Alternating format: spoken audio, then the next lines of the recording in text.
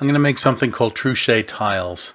I have 4 tiles and they've all got little doorways at the north, south, east, and west, which means I can rearrange them any which way and they'll make sense. Now what I'm going to do is define them as patterns. And I'm going to make a little image, 16 by 16 pixels, and I'm going to fill that little tiny image with 4 solid colors. And then I'm going to set the blend mode to dissolve on each of those layers.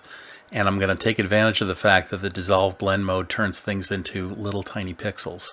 And I'm going to set the opacity of the bottom layer at 100, the next layer at 75, the next layer at 50, and the next layer at 25. And that's going to create an approximately equal distribution of each of the 4 colors. And then just for convenience, I'm going to flatten that into one picture. And remember, it's still a tiny little thing like that, so I need to make it bigger. I'm going to make it 4096 by 4096 using the nearest neighbor method for blowing it up so that the edges stay sharp. And now I've got a nice high resolution picture.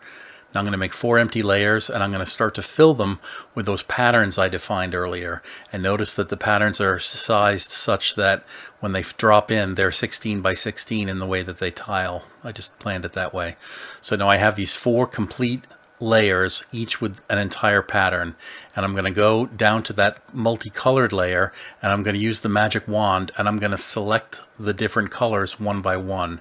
So I'll start by picking the red and then I'll call for a layer mask on one of the layers, and that'll just give me holes in the mask where all the red things were. And then I'm going to repeat it with the green, the blue, and the yellow. And when I do that, it will effectively shuffle those layers together so that I get a finished Truchet tile.